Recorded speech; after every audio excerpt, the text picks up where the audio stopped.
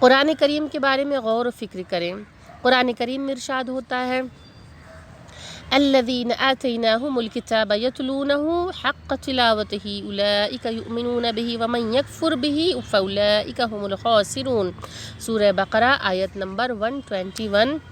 کہ جس میں پروردگار فرماتا ہے جن لوگوں کو ہم نے کتاب دی ہے وہ اسے اس طرح پڑھتے ہیں جیسا کہ پڑھنے کا حق ہے، وہ اس پر سچے دل سے ایمان لاتے ہیں، اور جو اس کے ساتھ کفر کا رویہ اختیار کرتے ہیں یعنی کہ جو اس کے منکر ہیں، جو اس کا انکار کرتے ہیں، وہی اصل میں نقصان اٹھانے والے ہیں۔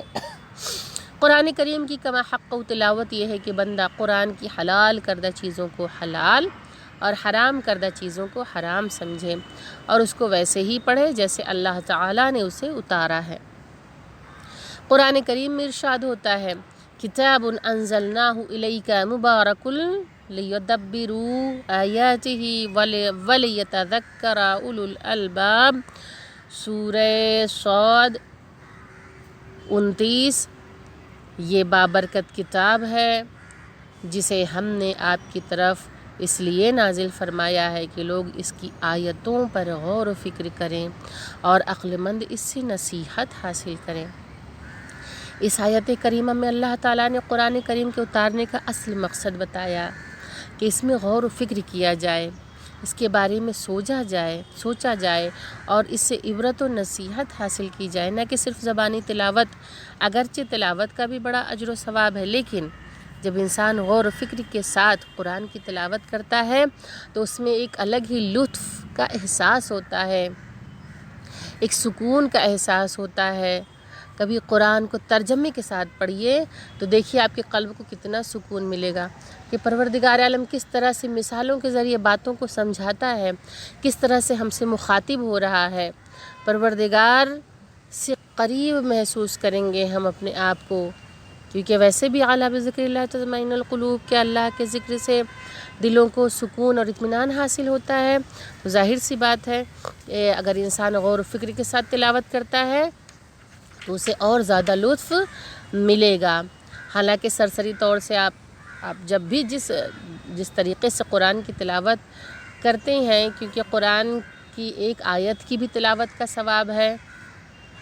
قرآن کو سننے کا بھی ثواب ہے، قرآن کو دیکھنے کا بھی ثواب ہے، تو ثواب تو ہے، لیکن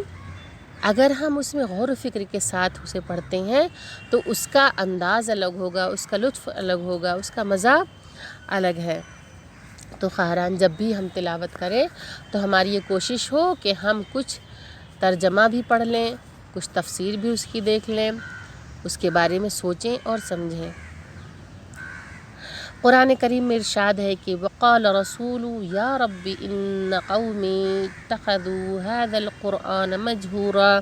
سورہ فرقان میں پروردگار عالم کیا فرماتا ہے؟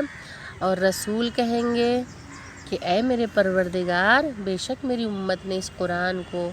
چھوڑ رکھا تھا۔ قرآن کریم میں غور و فکر نہ کرنا اور اس کو سمجھ کر نہ پڑھنا بھی گویا قرآن کریم کو ترک کرنا اور اسے بالائے طاق رکھنا ہے۔ اگر انسان قرآن میں غور و فکر کرنا اور اسے سمجھ کر پڑھنا چھوڑ دے اور قرآن کے ذریعے اللہ تعالیٰ نے کیا مطالبہ کیا ہے اسے جاننے کی کوشش نہ کرے تو یہ بھی قرآن کریم کو چھوڑنے کے مترادف ہے۔